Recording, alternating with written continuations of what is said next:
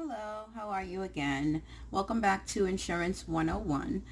It dawned on me that as I was talking to a client going over auto coverages, that people really here in the state of New York, they carry these auto policies, but they don't really know how the coverages work. So what I'm going to explain to you today is basically, I want to say the coverages that would be on a regular New York State automobile insurance policy. So the first part of an insurance, or one of the parts that we have of an insurance policy, is called your personal injury protection. And then the personal injury protection is basically, you have the personal injury protection, which the required limit is going to be 50,000. Then you actually have additional personal injury protection, which I always tell people max that out to be 100,000. Then you have something called OBEL, which is optional basic economic loss. That is given at 25,000. I tell everyone to take those three coverages and make sure that you max them out, which gives you a total of 175,000. Now, those three coverages, if you've ever heard of the term in the state of New York, no fault insurance, that is what no fault insurance is. It is basically your medical coverage. I have heard so many times, oh, the accident wasn't my fault, it wasn't my fault, but because I have no fault. Well, that doesn't mean anything. No, only thing the term no fault means is we will pay out medical coverage prior to us determining whose fault the accident is. We all know that the accident has to be somebody's fault. It can't be no one's fault because the accident happened. So the next thing that we have is something called property damage liability. So property damage liability is what is going to pay for other people's property in the event that you're found at fault for an accident. So let's say that you collide into someone's fence and you need to have that repaired. That would be property damage liability. The minimum that the New York State will require you to carry is 10,000. I tell every single person that coverage in reference to when you're trying to figure out what type of liability coverages to carry. You never want to carry the state minimum. So in the event that, let's say, you're found at fault for an accident, and I'll give you an example just of my accident. Someone actually came out, they ran a stop sign, they T-boned me, my wheels locked up, I hopped the curb and smacked into a Chevy Suburban. Now, my car at the time cost way over $10,000 to repair. So here it is, you're found at fault for this accident. So not only do you have to pay for the damages to my vehicle, which was way over $10,000, but now you're responsible for the damages to that Chevy Suburban that I hit. Even though I hit the Chevy Suburban, you caused the accident, so you have to pay for it. So what do you think that person did who owned the Chevy Suburban? They had to now take that person to either small claims court or here in the state of New York, depending on how much the damage was over. Anything over, I think about 10 grand or something like that, they would have to then turn around and sue them in Supreme Court for their money. So the guy did not have enough money to actually pay for the property damage portion of my vehicle, so I ended up having to take him to small claims court, and yes, I got my money back in reference to that. What happened to that Chevy Suburban, I would have to call the guy and ask him if he ever got paid for his vehicle, but I think that's opening up a can of worms. Then you also have something called bodily injury liability.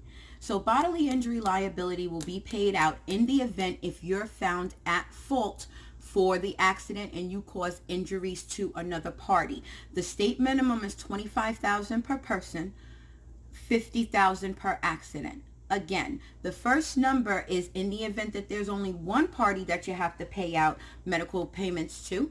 And the second one, regardless of the number of people that might be in that other vehicle, your policy is only going to pay out 50,000. So in the event that there is more than 2 to 3 people in that vehicle, you're probably screwed. Okay, so this is why I tell everybody you do not want to carry the state minimum. And only thing I hear is people yell at me all day long, I want cheap insurance, I want cheap insurance. And I tell you every day, I can get you the cheapest insurance around. Now, the problem's going to be is when an accident occurs, how mad are you going to be at me? Because if they come and put a lien against your house due to the fact that you caused injuries to someone, then what do you do?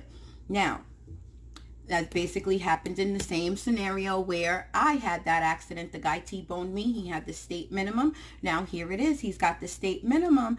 And at this particular point in time, I had to have surgery on my rotator cuff. Now this is where this next coverage comes in, which I actually love.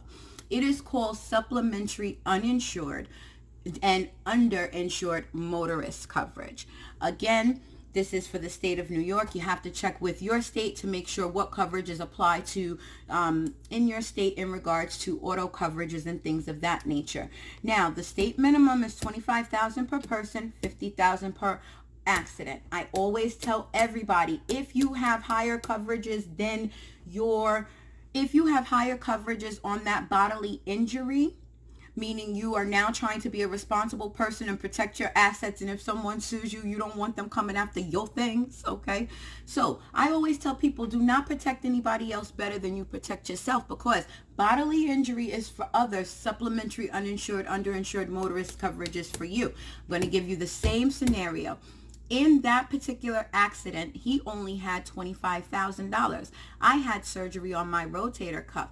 Now, that surgery on my rotator cuff cost me way more than $25,000. So at that time, I carried $100,000 per person, $300,000 per accident on my bodily injury, and also on my sum limit.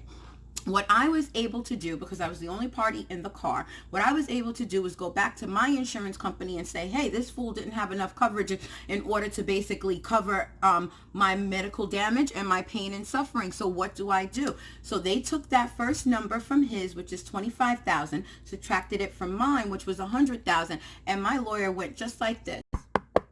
Here's a check for $75,000, Mrs. Eves. So you always want to make sure that you carry the coverages that are going to protect yourself. There's something on the policy in the state of New York called medical payments. Now, yes, again, your PIP coverage is for your medical payments. However, most people don't know that once you actually travel outside the state of New York, your PIP no longer applies, because now you have to follow the rules and regulations that would be in their state. So let's say that you go to Jersey. Jersey basically is a tort state. So this is where your medical payments come in, and the state minimum is $5,000. Again, I tell people to go ahead and max out that coverage. In reference to the next coverage, you would have something that would be called collision. Collision is basically going to be able to repair your vehicle, and collision only constitutes one thing: colliding with another object. So in the event that, let's say, you swerve in order to hit that deer and then you hit the fence, then you have now collided with the fence, and that is considered to be a collision. Now, depending on the deductible, that is basically, the deductible is what you would have to lay out prior. The deductible is what you would have to lay out, and then the insurance company would then supplement you for the rest. That is what collision is. Then your last coverage that you actually have is something called comprehensive. Comprehensive is fire, theft, and vandalism, and acts of nature. So that same exact scenario where instead of you swerving to avoid from hitting the deer, you actually hit the deer, that is considered to be a comprehensive loss. So I always tell my insureds this: if it's a choice between hitting the deer and the guardrail, I'm going to tell you to hit the daggone deer. Now, if it's a moose, I'm going to tell you hit the fence, for the simple fact that the moose's legs don't buckle, and that thing's going to come through your windshield, and it'll probably end up killing you. Once again, I want to say thank you so much for listening. Thank you so much. If you have any questions or anything that you would like for me to answer, just leave a little comment. I'll even leave my Instagram information for you. Once again, I just want to let you know, not all these things apply to each and every single state.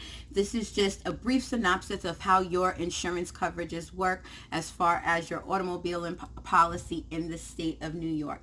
If you think that the information that I gave you today was helpful, I want you to go ahead and hit that like button, and don't forget to subscribe and press that little bell, so anytime I actually put up a new video in reference to coverages or anything that you might have even asked me, you can go ahead and be notified. I want you to all have a great day, and I'm going to run off to my meeting now. Enjoy.